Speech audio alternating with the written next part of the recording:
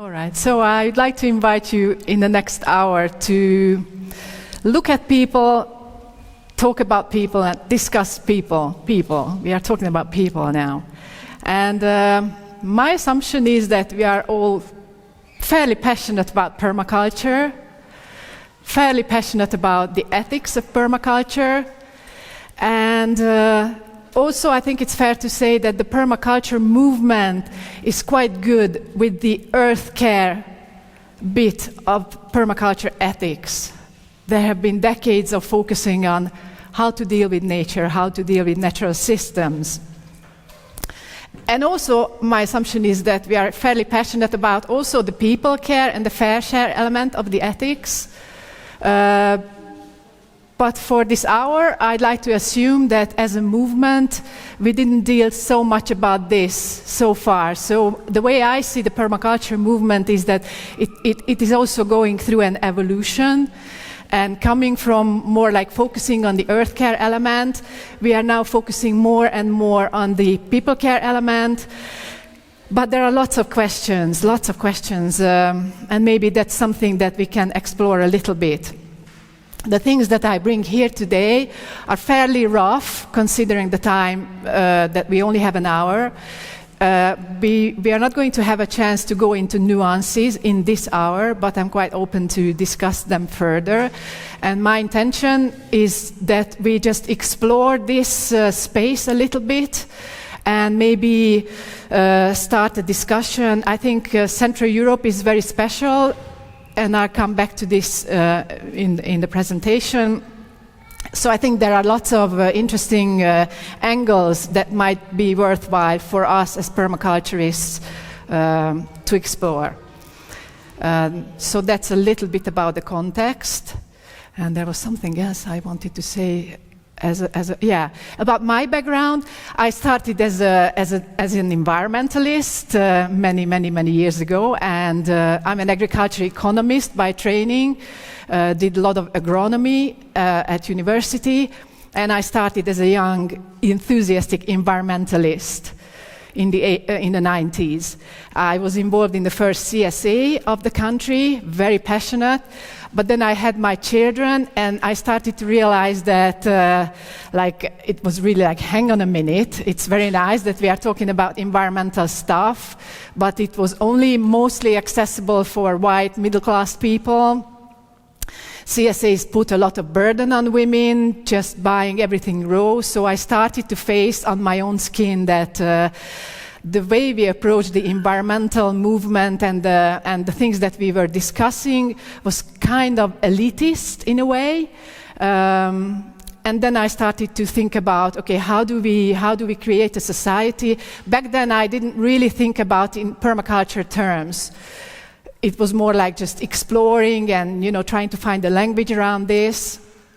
How do we create more fair societies? Or how do we make progressive ideas more accessible? These were the questions that we were discussing a lot back then, and we didn't really find the answers.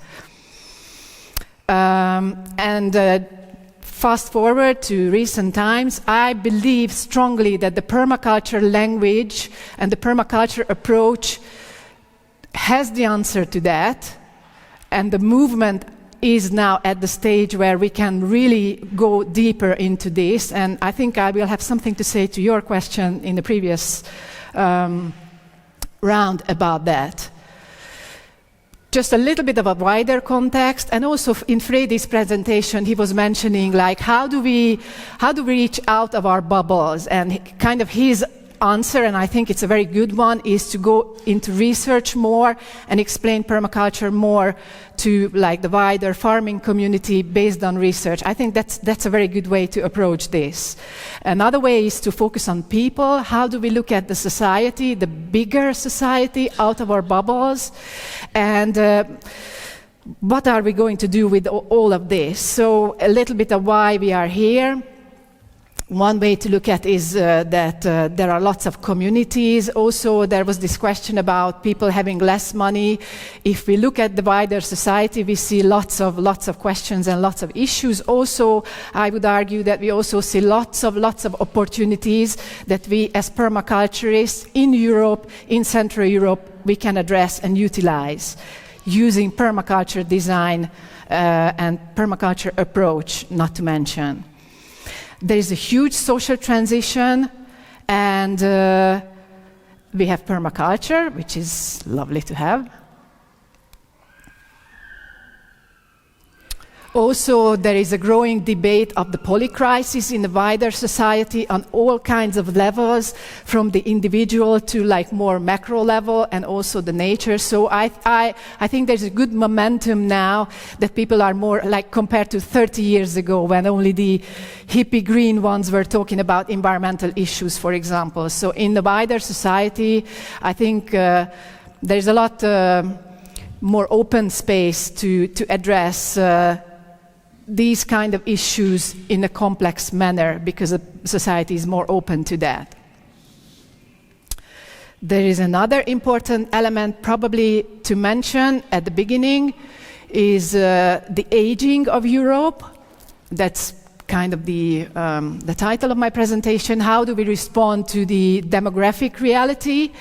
And I'm not sure how much it is visible. It speaks about youth deserts. It's from The Guardian. And there's this debate about, if we look, I mean, I think it's 2020. But anyway, they were not part of the European Union by then. But I think it's still relevant to talk about Europe from a demographics perspective, that some, especially in Central Europe or on the periphery, young people are moving out. And there are these so-called youth deserts where young people are leaving the space. That's one thing that I'd like to mention. Also, the other thing is, as we all know, Europe is aging significantly. At the moment in Hungary, 40% of the total population is above 50. Can you imagine this? 40% of the total population in Hungary is now older than 50 years old. And in 20 years, it's going to be 46%, according to the Statistics Office of Hungary. So like half of the population, it's fair to say, well, not really statistically, but almost, older than 50. If we consider, for example, the Hungarian educational system, young people coming into the space, into the social space, are less and less. Education is not so much accessible anymore. We have the care crisis. Just to look at the demographics of Europe, I think it's a huge question mark, and sociologists, politicians are already talking about this, but I don't feel that we have even proper language to describe that. And not just describe the situation, but to describe the potential solutions that we want to offer to ourselves as a society. So this is, I would say, the problem space framework. And also I would like to introduce something that you probably know, maybe you don't. This is a social change model of Deborah Fries. Any of you know that? Okay. This is a social change model. There is a very interesting TED talk, only 13 minutes. I really recommend that. This is one kind of model to social change, and I think it makes a lot of sense. And this is the framework that I'd like to bring in today, just for us to have a common ground. What she says in her model is that living system, the society is a living system, and living systems are not machines. Machines can be fixed, but living systems work differently. They are born, they mature, and they die. And throughout this process, I'm quoting her, somewhere around the peak of this process, there are turbulences, typically, for example, with the educational systems or the healthcare systems, and new solutions start to emerge, cultural emergence, maybe you heard that term. So emerge, just like in nature, social solutions or answers start to emerge. And when there are many of them and they start connecting as a network, they are able to replace the old system when they become strong enough. I really like this model. There are critics of this model, but I think it's usable and imaginable and relatable for me for sure, because what I feel often is that we talk a lot about the crises, how miserable the life is and all the problems. But if we imagine this model and we see ourselves, for example, being part of the permaculture movement, focusing maybe that way, the little images just where you look at. If you look at from that perspective, you see all the troubles. Sometimes I meet people, permaculturists, who are, for my taste, too optimistic. Or this, forced positive thinking, whatever. I personally like to take the position of that figure over there, trying to see the whole thing in a complex manner, and use the permaculture language to address what we see. So I offer this framework for this kind of thinking today. And also I'd like to show you this one. That's just one way to look at things. It may be true, maybe not true. I'm just inviting you for discussion. And maybe we can look at this like the history of the last few decades from a social change perspective. Maybe I can say that I'm old enough. When I started to be active in the green movement or in social movements 30 years ago, I saw a very different landscape. And one of the reasons why I became fairly optimistic just in the last few years is because I see so much change in the different movements compared to when we started, and it was just so much like, we have a saying in Hungary that we are vomiting peas to the wall, which means that it's a heavy kind of process, but it doesn't have any sense. It doesn't make any sense. Back then, that was the experience. Tracy, you probably remember that. We were just talking and everybody thought that we are stupid. And that was a struggle. But I see that in the last, I would say at least 5 years, and before COVID, so I don't think it's the result of COVID. I already saw it happening previously. Like lots of movements started to, develop quickly, or also in the permaculture movement, and that's a little bit to your question. There are loads of people coming to the movement. And not just coming to the movement, but being more interested in doing environmentally sound gardens. We have Facebook groups, not permaculture groups, like 200,000 people, just being more aware of the environmental issues, also like food production, local food production, because of cost purposes, but also health purposes. It's a completely different space to like 20 years ago. So, I would argue that the environmental and green movement reached a lot, and not just the official green movement, for example, in Hungary, but people changed a lot. There's a lot more environmentally conscious thinking and dialogue. There are younger generations now who are more educated around this. Lots of good things are happening. The social and human rights and equality movements, not necessarily in their results, but in their language and in their way of thinking, changed a lot, and I think in a good way. Also, the aspect of social and digital innovation reached so far. When we started doing like social movement kind of activities 30 years ago, we didn't have the internet. So to go out and invite people for an open discussion, that was a different space. So much work, advertising in the local papers. The tools we have to generate social change is amazing, I think, today. The feminist movement also changed a lot. I'm not going into that, but because there are lots of problems there also, but the care-related dialogue is growing in the feminist movement, and I think it's a good thing. There are lots of new mental health narratives in the society. There are lots of more mental health issues, but the way we talk about mental health and how communities can respond to mental health, I think, is changing in a good way. Science achieved a lot.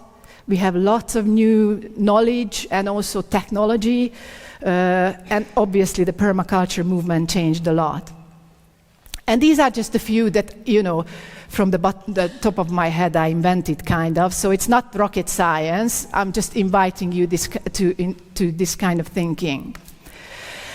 And the way I see the permaculture movement, the way I see permaculture as a language and as an approach is that it can serve and act as a language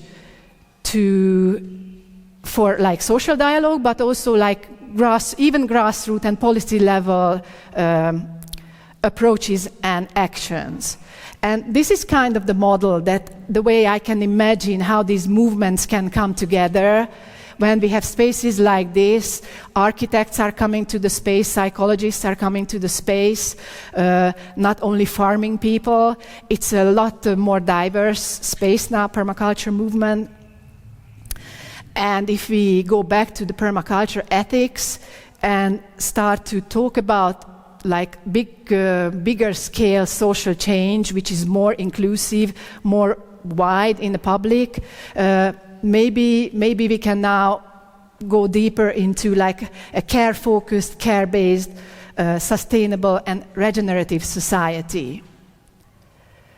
And we are still talking about people. In the PDC, in the Hungarian PDC, these social blocks are still, we call them invisible structures. We understand the earth care element, we understand structures, and when we start talking about the society, we still talk about invisible structures, and this is how we talk about this. I was in Germany, in Austria last week, talking to municipality people, municipality employees, young people in their 30s, and the way they presented what they do is that was what they said, and I was very pleased to hear that, also very happy to hear that what they said to the visitors is that, okay, we understand that we have like housing structures, hard structures, but and that was municipality people talking about this. We are now building social structures, and they have offices for that. They are consciously thinking about human and social structures. They didn't speak about permaculture in that respect, but now, I'm still missing the time when we start talking about this, like these social structures as something that we need to design, we need to build, we have to have infrastructure for that, we need to have people, not just, passionate NGO people on a volunteer basis, but to build these kind of structures. Okay. And this is where we are now in a space where we can start thinking about permaculture as a local and regional development approach and tool. So we are designing and developing social structures with permaculture ethics and permaculture design principles, not to mention the flower, which very nicely tackles all sorts of elements of a community. For me, that's a very nice surprise in Hungary that now municipalities are a lot more open to what exactly. They don't speak about permaculture yet, but especially in smaller villages, and especially because of our stupid political situation, and also because of the care crisis, many municipalities, compared to like 20 or 30 years ago, are now starting not to be afraid of their own people. In the past, they didn't really want to work together with NGOs. I'm simplifying it because of time concerns. and it's all debatable, but that's my experience.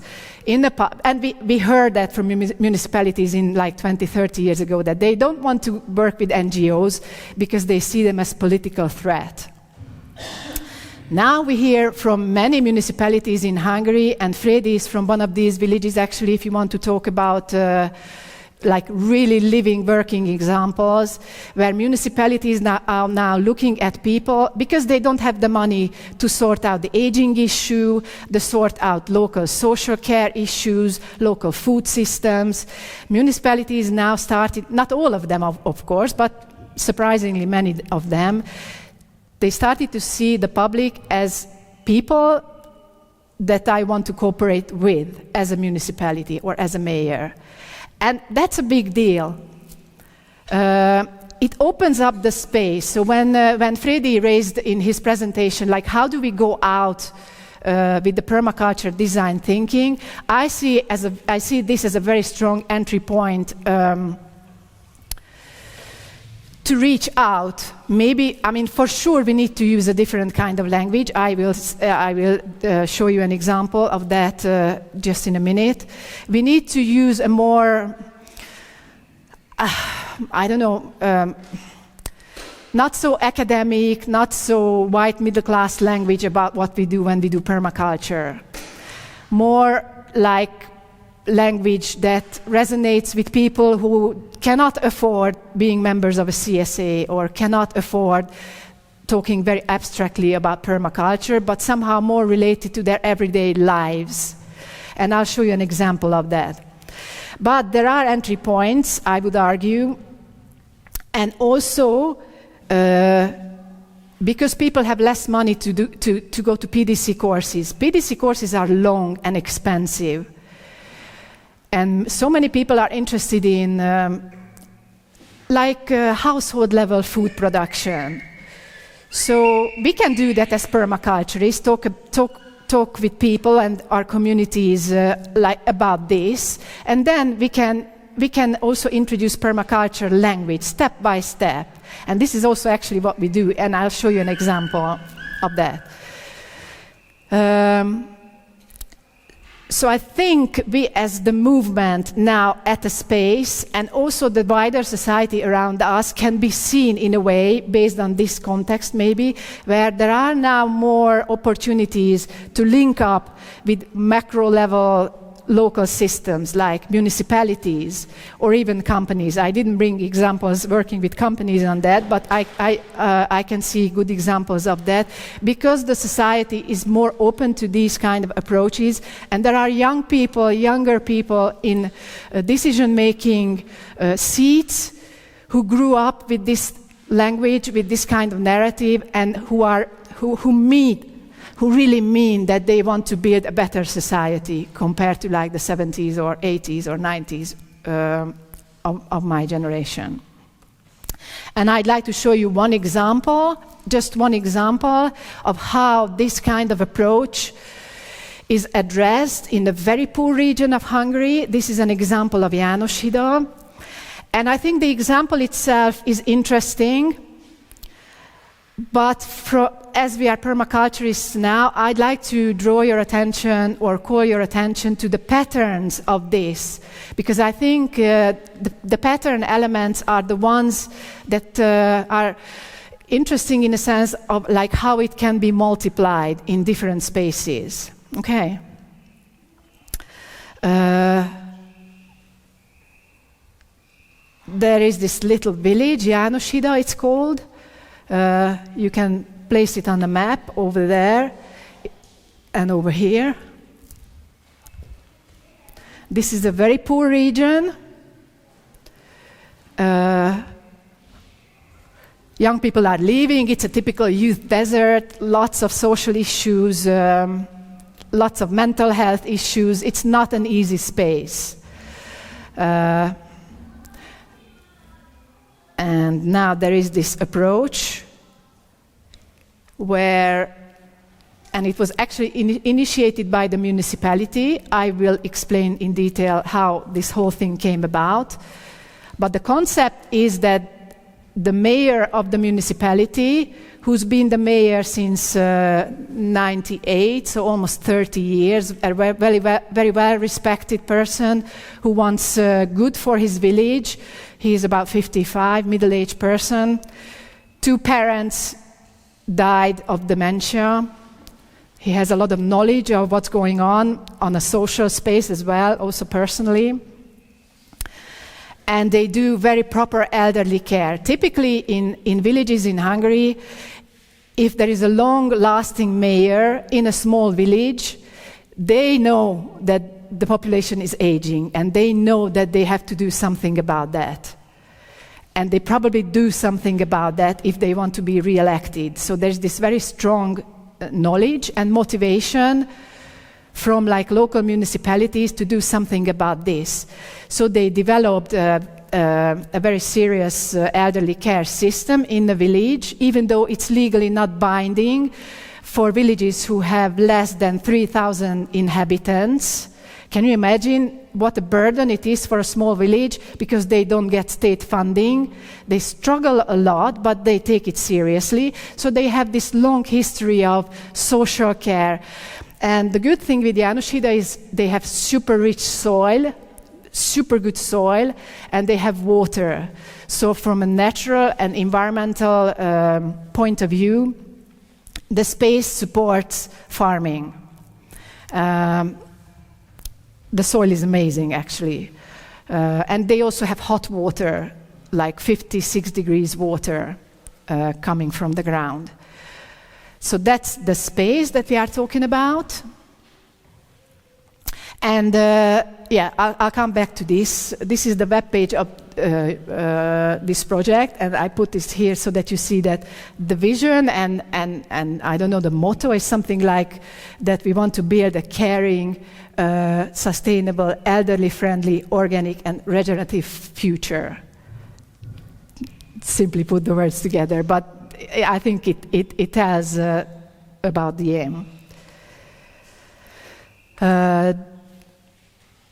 I think I mentioned most of that side, like small villages in Hungary. There are, of course, rich villages and there are rich regions. It's not true for all the villages, but for many of the villages, it's quite typical that young people are leaving. There are these youth deserts. There is this aging population.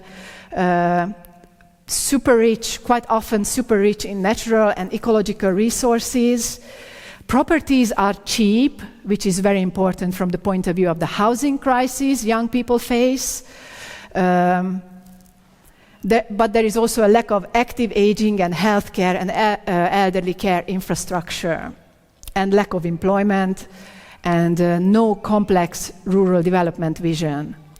So imagine a space where there are lots of resources, but typically missing a vision which responds to the current economic and demographic realities. And we are talking about Central Europe now, and also we are talking about a European way of thinking, where the western part of Europe is struggling so much with the elderly care, also with the housing, lots of issues. So if we imagine the space where we look at Europe, the European Union, as a big permaculture garden, so to say, from a social point of view, all of a sudden maybe we can we will start seeing opportunities coming from perhaps cheap properties, good natural and ecological resources, also the lack of infrastructure with social and elderly care, and the care crisis in general, mental health crisis also. I hope that by now you start seeing this map of social space in which a permaculture design approach can offer answer to like revitalization of rural spaces. Is that true? Is my assumption right on that? Does it make sense so far? So I will just show you a couple of examples, a couple of pictures of this, and maybe we can discuss it, what you think about this whole thing. I already mentioned these. The good thing about Jánoshida is not all the things I already mentioned, but also that it's not really in the middle of nowhere. So it's like an hour drive from Budapest, an hour drive from the airport. It's always a debate in the permaculture movement, and also in the spaces in Hungary where young people want to move out to spaces. How far do I want to move? Do I really want to move out completely off the grid, or do I want to find some like local hidden infrastructure such as a shop or a DIY store, something that I need probably if I don't want to store everything in my farm or something. Anyway, that's an ongoing debate.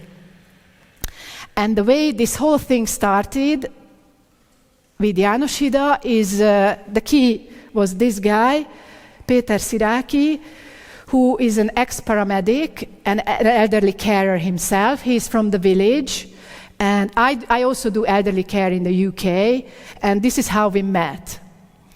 And we had this policy paper. It's not a policy paper, it's a blog post basically. It's just a short article in which all of the things that I summarize now so far, we wrote it as a blog post kind of like, let's create a new vision for Hungary. That was the article. But you know, it's not scientific, it's just a blog post. And he read it and he contacted me 2020. Lockdown. I remember the first phone call in the lockdown. I was running around in the flat and we were discussing. He was saying that, okay, we do these kind of things already. Let's do things together. And I think as a pattern, it's very important that this is something that the village initiated. We have this problem sometimes in Hungary that like city people move out to a village and they want to define the space. And we are the clever people who will tell you how to live. That's kind of the vibe.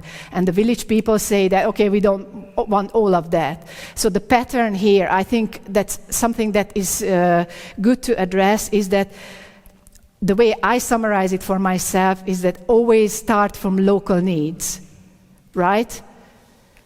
Grow it from what's there in the space. So this is how we started.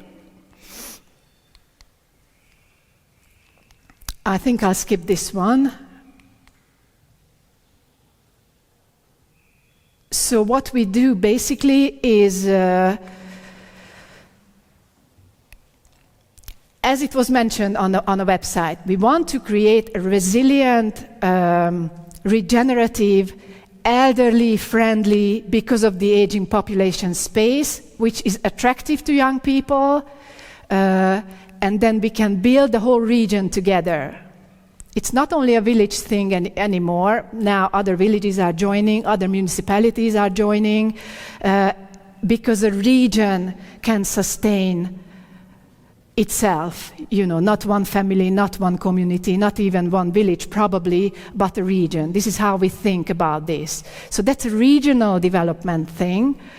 And because of the diversity, and now I'm talking about permaculture design approach, exactly what the design principles say. We need to deal with the diversity of people. There are really low educated people. They're very highly educated people. They speak totally different language. They have a very different economic situation. How do we bring the whole thing together? How do we get people on board? How can we go through a process in which people get on board and see their space, be it maybe a small business owner who is offering like a massage, as active aging kind of service. We look at the whole space where everybody matters, and it's not just a nice slogan, because people are leaving and we don't have people anymore. It's even hard to find people who are willing to work. We need all the people, so we need to have structures which is open to the people. You understand? That's a long process. There's a lot of education involved, there is a lot of common dialogue involved, there is a lot of visioning together involved. I'll show you some pictures. The process is very similar as it feels to like developing a permaculture garden from scratch. We see the space, we don't have much, we start planting, then there are the interactions, okay, it doesn't work. Exactly the same approach as we deal with earth care, but it's people care, not to mention the fair share element.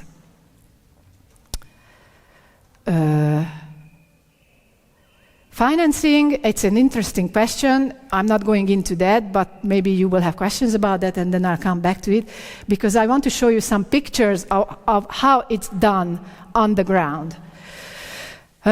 So we started 5 years ago, and the process was very similar to a permaculture design, garden design in some ways.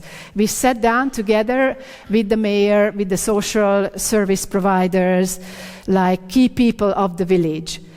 A lot of design thinking, a lot of discussion. They were explaining us, when I didn't even know where Jánoshida was, so I had to Google where the village was when I started talking with Peter at the beginning.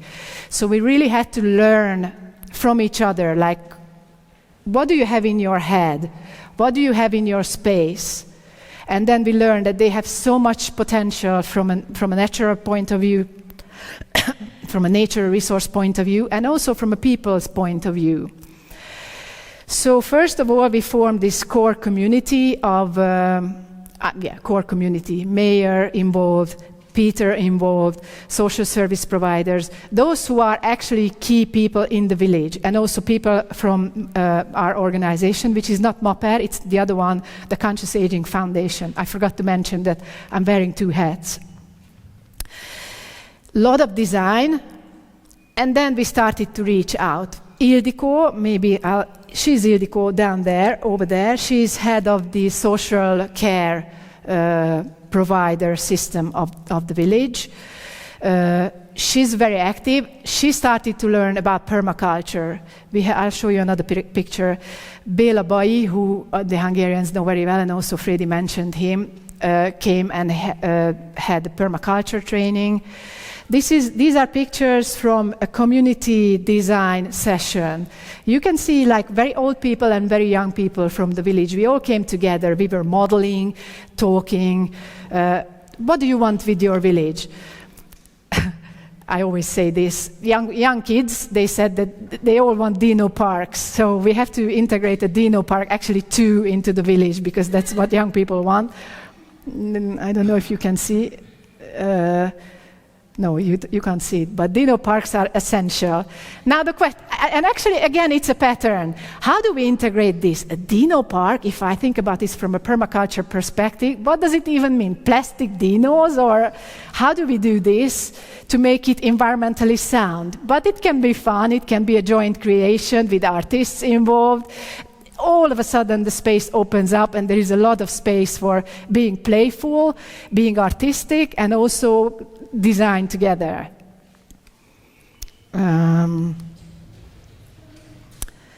We built this truck tire pond together with the local people. Again, it was something that we created together, but we discussed a lot, and it's in the garden of the elderly care home. So again, this is an element where local people came because they want to come to these community events. Okay, what do we do now? Let's do a truck tire little pond. And we talked about permaculture. Now people started mulching. The first time when, I'll show you the next one. He's Béla Bai, and he came to the village. And we had the old ladies up there. They know farming from the old days, and they were very suspicious about mulching. And I'm still doing the weeding. I'm not so interested in mulching. But then Béla said that, okay, that's also a tool where you don't have to lean down so much. It's good for your back. Oh, okay. 3 months ago, she came, that lady, the one at the back. Okay, I started mulching, and okay, that makes sense. It's better for my back. And again, the pattern in this, other than it's just being a nice story, is that it's a slow process, slow and small solutions implemented, lots of dialogue. We are developing social structures. There is dialogue. We listen. Okay, if you say that you want to do hogy van a kapálás angolul? If you want to do the hoeing, no problem. I'm not going to do the hoeing because I want to protect my back. and then the discussion starts. You understand the pattern. This is the mayor and his wife. Those people, some might recognize Melinda there.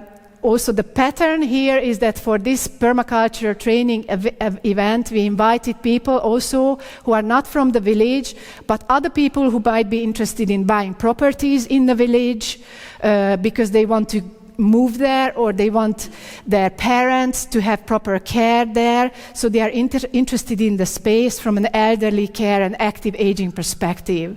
And then we did this joint training together. Again, we come together, we looked at the local historic church, people wanting to move in and local people again. So we try to tackle this problem of the newcomers and the aboriginals, and there's always this tension that way. Again, this is permaculture design, okay? Also, young people are involved in the design process. These are some pictures about that.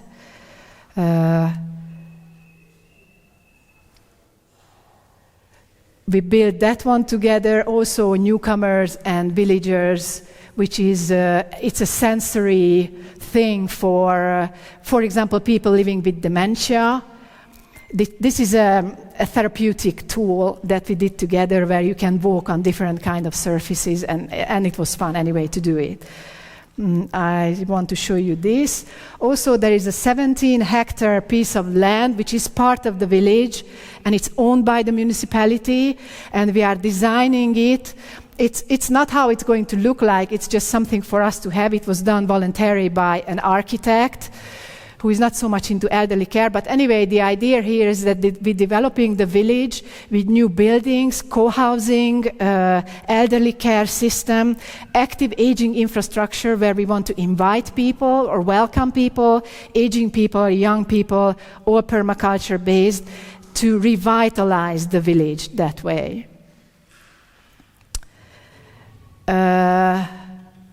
And I think that's that. I'm going to skip. Well, maybe just one sentence referring back to the original title of the presentation, that again, if you look at this map of Europe, where people are aging, villages are losing young people often, but also there is this really good spaces, good natural resources.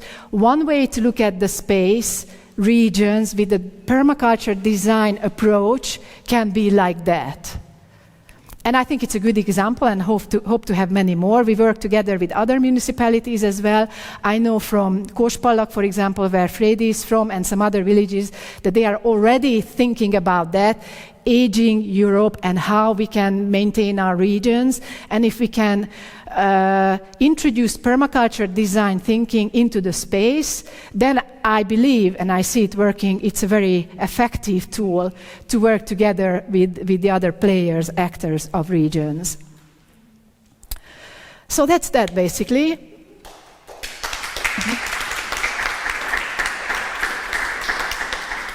We'll see how far we can go. Also, we are very motivated because we are getting older. So one big question mark for us is how are we going to be and live if we survive that far in 20 years' time, when there are going to be less people, less young people. So it's also it's a good motivation for us to put energy into this because it's for our own future. So please, if you have any comments, similar experiences, I don't know, points where you can relate based on your experience or your work, please share. Hello, my name is Lukáš, and thank you for all the information shared. It resonates very much with me. I've been interested mainly in regeneration and regenerative society for the past 5 years. And I've recently moved to a really small village here in Czechia. Okay. And I'm actually very much inspired by all the steps that you've taken with the ex-municipality member Peter from the village. So I just want to share the gratitude, share that I'm inspired, and I'm thinking about what's the first step for me personally, because I've moved back into the village where people know me as a kid, and I'm coming back. And also I've already started preparing a workshop with something called local action group, místní akční skupina, to just map what people would like to change in the place where they live. So I know that this is going to happen, but right now my task is to come up with the right questions, how to ask the people or how to involve them in the workshop or in the mapping. So maybe I'm interested in this, like what kind of approach would you recommend to just ask the right question so that we collectively think about how to make the place better. Thank you. Thank you for your question. Do you know the key role play? I mean, what's the size of the village? Very small. It's 150. 150. Yeah. Are there young people? Not many. Not many. Like 5, 10, 20? Like 15 people up to age of 18. 18. And I think there's like 20... 40 younger parents, like between 30 and 40. Oh, that's good. But then there is this gap of like 40 to 60, and then there's a lot of elderly Old people. Mm-hmm. Yeah. And what is the municipality? Are they friendly? Are they open? Are they willing to cooperate with you? They're very progressive. We have a young mayor. He was the mayor since his age of 18. Okay. He's actually my age. That's fantastic. Okay. And he is a friend, and he started doing the groundwork really early. So there's a lot to build on. He's already activated the community in a way just by creating 2 events per year where people can meet, have fun with music, and drink beer. But that's the first step, and I just want to build on that and to go deeper in the community building. Yeah, that you already answered. That would be my next question. What are the already existing social structures, like these 2 events and whatever kind of already existing structures you have? I think that's exactly where to start from. And I think what I hear from this little thing is that you are already in a very good position. For example, this tire. I don't know if there is an elderly care, kind of like a daycare system or something. So I always suggest to use slow and small solutions, like build on the already existing, I don't know, these 2 events, have a little something there, and then start talking about permaculture, and just start slow. Do something that you can imagine people would come, cook together maybe. I have a problem with cooking because it's so obvious. I would prefer something like building a truck tire, because it's like, okay, we know how to cook. We have cooking events already. Probably they cook something for these events, to go a bit beyond their comfort zone and raise awareness, and then start talking, and then do community design, and just find 2-3 people with whom you can start talking, and then create it together. Just use, I mean, I know it's too simple, but just use the permaculture design thinking. And then it will grow out like this. Because people will have, like, for example, this truck tire building, to do this, it was an idea from the village. Because they saw websites, and Ildiko, who is the elderly care, she's very open, so we could start talking about permaculture. She's very interested, she wants to learn, and then she decided, okay, we could do it. That was her idea, you know, and just go with the ideas of the locals. That requires a lot of reactive kind of work. So, for example, quite often we can't plan our time scale according to what we need, because we are reflecting on what the locals' idea is. So we go with that, and then we always add some extra. I forgot to bring a picture now. We just had a camp last week, an intergenerational camp, which was a nightmare for the organizers because kids were there and also the elderly were there, and that was chaos. But we did permaculture with the kids and with the elders, and we were together looking at worms, and we have some pictures like the old people and the young people looking at worms. This is a village, and we were surprised how little they know about like ecological things. That was a very eye-opening, actually, how little villagers know about, like school kids, about nature and the environment compared to what we were studying when we were in school. So regarding education around environmental, in a do things together way, it typically works very well with young people. And I don't know, build it around that. Just go step by step, be very conscious and listen very well and just react to what you hear from the people and just go slow if you are not in a rush. Okay. Don't make it your money-making project at the beginning. It's not. Also, another approach is which I see often that people, and I failed on that. I got very severe burned out because of that, and it was bad permaculture design back in the time. I put too much energy because I was hoping to get results too soon. And the results come slower, especially at the beginning. So if you can use your energy wisely and don't overdo yourself, then you can last longer. That's wise. Thank you. Anyone else wants to ask?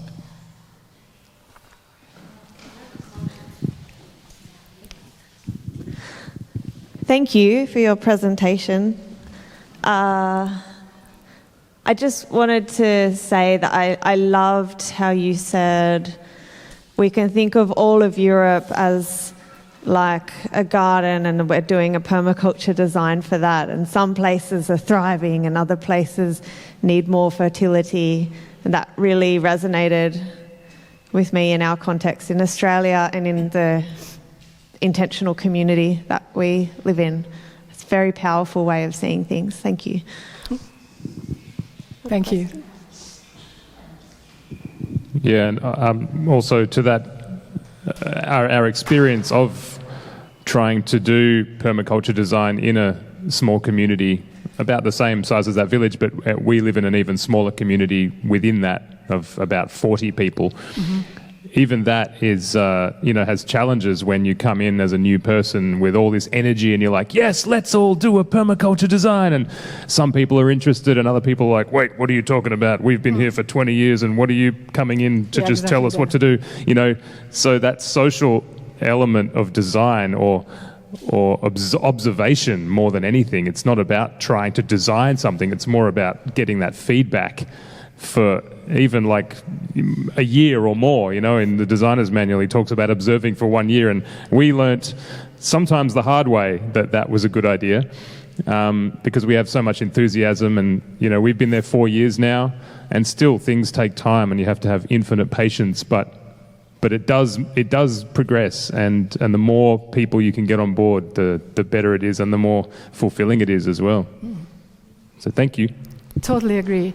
Shall I say at this point that actually what the art that you do, we use your permaculture design, the formidable vegetables, as teaching material when we work with young people because they love it.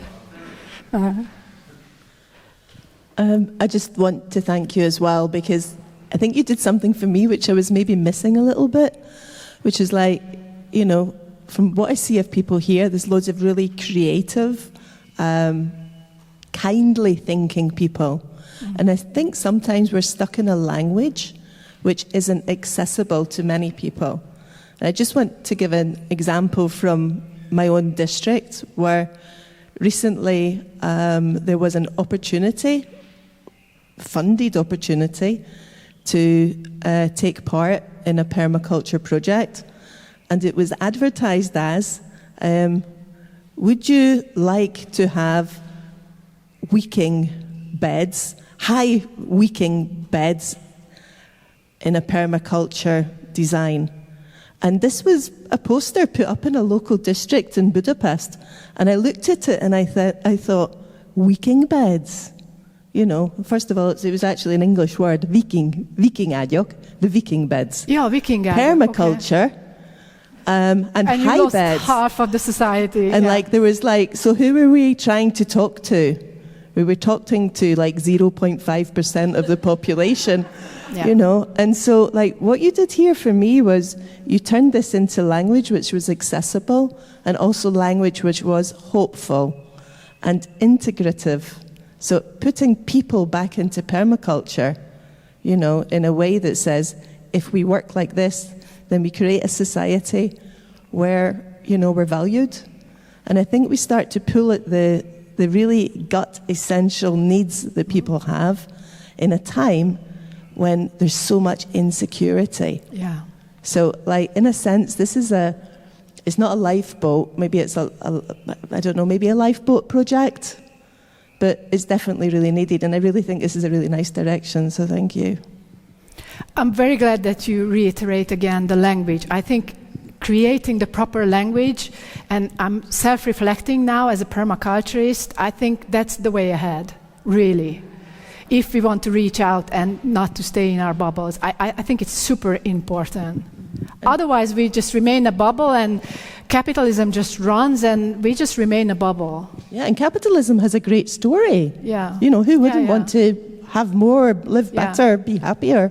Like, but can we say that, Yeah. you know, in permaculture? So, yeah, a narrative, language and narrative that works. And also kindness. I think kindness, again, is not just the word. It's a core of a new society. Just to elaborate on kindness. How do we create kind structures? It's not naive. I think it's essential. And not to talk about it naively, but like pragmatically. How do we do this? And then permaculture design comes in. Radical kindness. Radical kindness. Yes. Yeah.